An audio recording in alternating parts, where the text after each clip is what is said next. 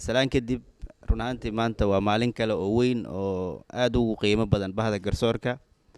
20 maalmood ka hor ay ahayd halkan markii tababarka aan ka furaynay. 20 maalmood kadib inaan goobjoog ka ahaano xidhitaankii tababarka farxad weyn inoo tahay. Adinkana dhiirigelin idin tahay iyo fursad qaali ah oo idin soo martay. Maalintii hore waxaan ku dardaaranay in laga faa'iideysto tababarka oo aan la dayacin fursadaha aad hesheen.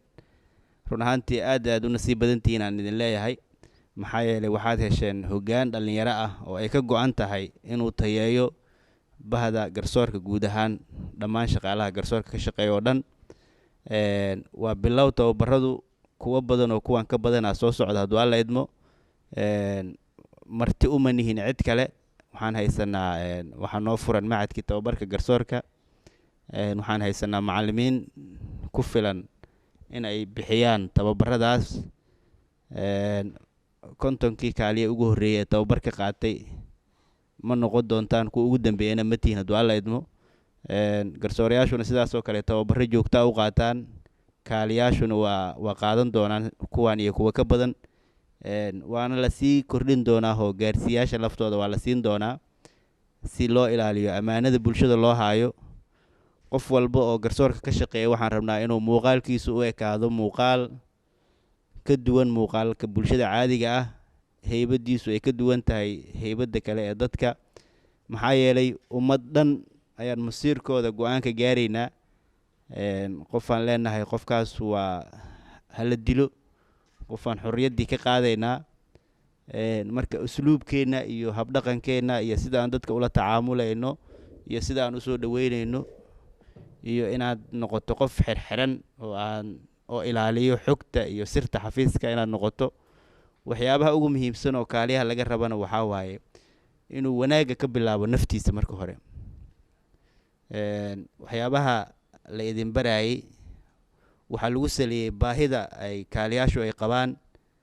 waxaan rajaynayaa tababarku maadaama uu idin dhammaaday, hadda wixii ka dambeeyo baahiyaha aad qabtaan inuu adinka idinka yimaadaan ood soo codsataan tababarada u baahan tihiin, meelaha u baahan tihiin xirfadiina in lagu kor looga qaado inaad adinku soo codsataan aan rajayna hadduu alla idmo. meeshan tala wadaagaa la wada yahay.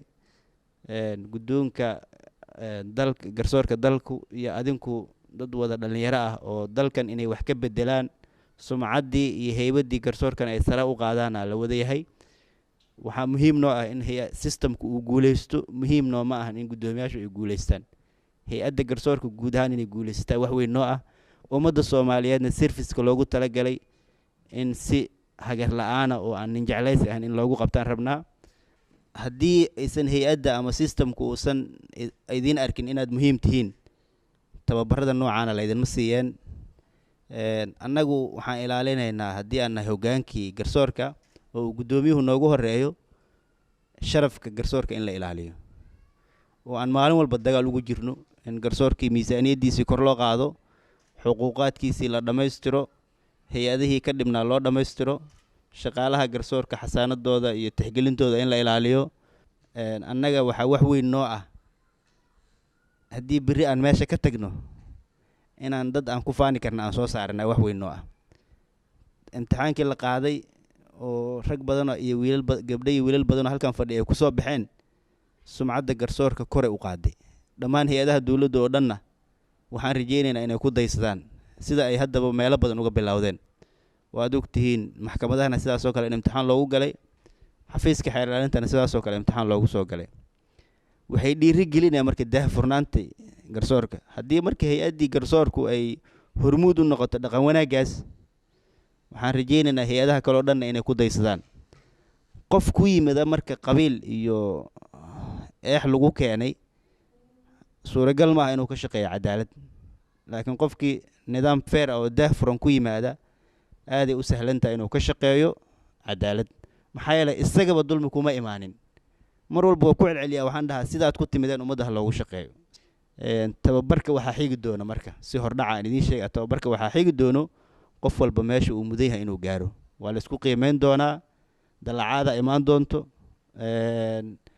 tixgelin gaara oo qofku uu ku helaayo aqoontiisa iyo kartidiisa iyo sidii imtixaankii tababarkii la qaaday qiimeyntiisa sida uu uga soo baxay. wax badan oo tixgelina ka imaan doono kii aan daleecinna shaqadiisa ayay wax ka bedeli doonaan wixii uu bartay macnaheedu maaha dhammaan wada dalaciisiin maahan macnaheedu laakiin qof walba ceebtiisu ogaana ceebtaada inaad ogaato oo aad meesha aad ka liidata iska kabtana shaqadaada iyo adigaba muhiima idin tahay